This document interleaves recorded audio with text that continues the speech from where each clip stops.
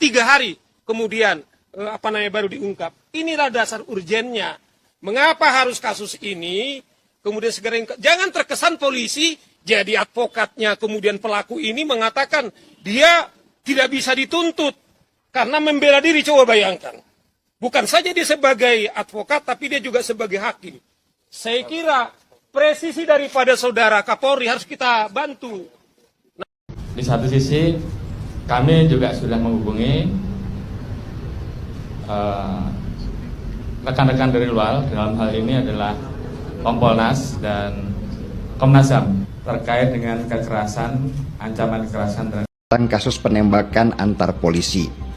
Rupanya kasus ini jadi perhatian banyak orang karena mereka melihat kejanggalan-kejanggalan yang terjadi dalam penanganan polisi. Mulai dari anehnya cerita yang keluar secara resmi dari kepolisian, anehnya proses penindakan, sampai ketidakpercayaan keluarga korban atas meninggalnya anak mereka dengan banyak bukti-bukti. Bahkan kasus ini menarik perhatian Presiden Jokowi yang kemudian memerintahkan semua harus dijelaskan dengan terang benderang tanpa ada yang disembunyikan. Menko Polhukam Profesor Mahfud MD juga secara terang-terangan mengatakan bahwa kasus penembakan sesama polisi ini banyak banget kejanggalannya. Kapolri juga turun tangan langsung mengambil alih konferensi pers supaya bolanya tidak menjadi semakin panas dan liar. Media-media juga memanfaatkan situasi ini untuk menaikkan traffic pengunjung ke website mereka. Buat media, prinsip bad news is a good news tetap berlaku karena berita buruk adalah cuan yang besar. Mengenai perkembangan penyelidikan penembakan Brigadir Joshua, ini kan tim yang dibuat Kapolri sudah menemukan CCTV yang kemarin dikatakan sempat hilang. Apakah ada arahan khusus dari Pak Jokowi agar kasus ini terang benderang untuk diungkap ke publik? Saya kan sudah sampaikan, usut tuntas, buka apa adanya. Jangan ada yang ditutup-tutupi, transparan. Penting untuk agar masyarakat tidak ada keraguan terhadap peristiwa yang ada. Ini yang harus dijaga, kepercayaan publik terhadap Polri harus dijaga. Aplikasi WhatsApp diretas dan juga rumah mereka katanya sempat didatangi oleh ratusan polisi yang membawa senjata juga. Mungkin apa bisa dijelaskan Pak ini apakah peretasan itu sudah diusut dan siapa pelakunya? Lalu terkait ratusan polisi yang datang ke rumah korban ini di rumah Brigadir J ini tujuannya apa sih Pak sebenarnya? Ya, itu informasi yang kami belum terima ya. Tentu nanti kita akan cek kembali apakah benar informasi tersebut ya.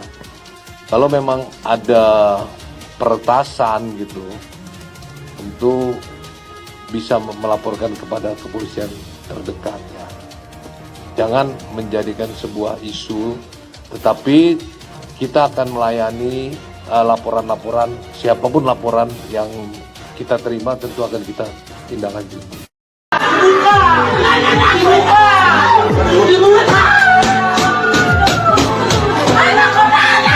Itu laporan tentang dugaan tindak pidana pembunuhan terencana.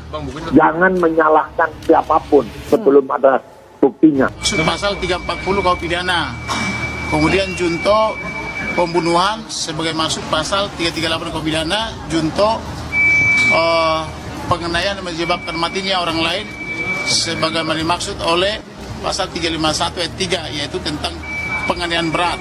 Kemudian barang buktinya adalah surat permohonan visum et repertum dari Kapolres Jakarta Selatan. Ada laki-laki berumur 21 tahun dinyatakan telah menjadi jenazah dari rumah sakit Kramat Jati atau rumah sakit Polri. Jadi foto ini ketika polisi lengah dengan alasan mau menambah formalin, maka tiba-tiba para wanita saksi-saksi yang pemberani mereka langsung buru-buru membuka bajunya, kemudian memfoto dan memvideokan. Irjen Pol Verdi Sambo untuk sementara jabatannya dinonaktifkan dan kemudian jabatan tersebut saya serahkan kepada Pak Wakapolri. Ada kesalahan komunikasi dari institusi sebesar Polri dalam kasus ini menurut saya. Kesalahan pertama adalah membungkus bangkai dengan kertas koran. Sejak awal kasus ini, terlepas dari benar atau salahnya ya, sudah salah di dalam pengolahannya. Kasus seperti ditutupi yang membuat api makin besar dan malah membakar rumahnya. Polri yang seharusnya handal dalam menangani situasi begini seperti gagap dan melakukan kesalahan demi kesalahan. Kesalahan satu ditutupi oleh kesalahan lainnya sehingga membuat orang yang awalnya nggak peduli akhirnya melihat dan terlibat di dalam isu ini. Polisi menurut saya sangat terlambat dalam membangun narasi supaya isunya tidak menjadi liar. Jumpa pers yang dilakukan oleh polisi menunjukkan kegagapan mereka. Sehingga antara jumpa pers pertama dan yang selanjutnya menjadi nggak sinkron. Perhatikan saja ketika ditanya, kenapa kasus ini baru diungkapkan polisi sesudah 3 hari? Jawabannya membuat banyak orang nggak puas. Karena kata polisi, waktu itu sedang Idul Adha. Dan ketidaksinkronan jawaban kembali terjadi ketika polisi mengumumkan ke pers bahwa HP Brigadir Yosua itu hilang. Pengumuman itu diralat kembali oleh polisi bahwa HP-nya nggak hilang dan sedang jadi barang bukti penyidikan. Yang kedua, polisi nggak bisa menjelaskan dengan terang kenapa CCTV di sekitar komplek itu diganti. Dan isu semakin liar ketika ketua RT di sekitar ngomong ke wartawan bahwa ada keanehan dalam penggantian CCTV itu. Seharusnya, menurut saya, sesudah ada berita ketua RT di sekitar rumah, polisi kemudian secepatnya datang dan mengkonfirmasi dan menjadikan ketua RT itu sebagai saksi, sekaligus mengkonfirmasi benarkah pernyataannya di media itu. Nah, yang ketiga, ada usaha untuk mengintimidasi pers. 2 orang jurnalis mengaku diintimidasi oleh polisi ketika mereka meliput di sana. Dan ini blunder yang fatal. Karena seharusnya polisi tahu mengintimidasi pers tidak membuat situasi makin teredam karena para jurnalis itu biasanya membangun circle perkawanan dengan jurnalis lainnya sehingga berita intimidasi itu menjadikan kasus ini semakin misterius. Tetapi langkah Kapolri untuk segera menonaktifkan Ferdy Sambo itu sudah langkah yang sangat tepat meskipun agak sedikit terlambat. Dan dalam situasi seperti ini, diam adalah emas. Lebih baik bekerja daripada mengeluarkan statement yang membuatnya jadi makin liar kemana-mana. Apapun statement yang keluar dari polisi, untuk sementara ini tidak akan yang banyak dipercaya. Karena itu, lebih bagus institusi kepolisian menggunakan tangan ketiga yang independen seperti Kompolnas atau Komnas HAM untuk membantu menyelidiki.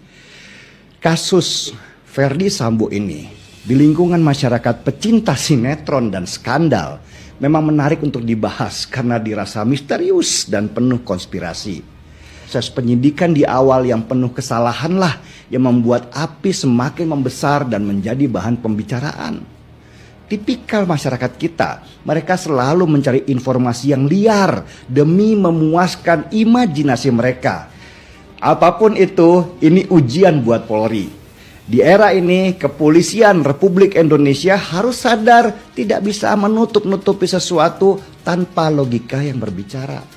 Polri harus semakin profesional dalam tugasnya. Karena ternyata di era media sosial, tugas polisi semakin bertambah. Bukan saja profesional dalam melakukan penyelidikan, tetapi bagaimana mengkomunikasikan sesuatu dengan benar suatu kasus kepada masyarakat awam yang suka sekali bergosip. Saya masih tetap percaya Polri sebagai institusi dan semoga kepolisian kita bisa melewati badai besar ini.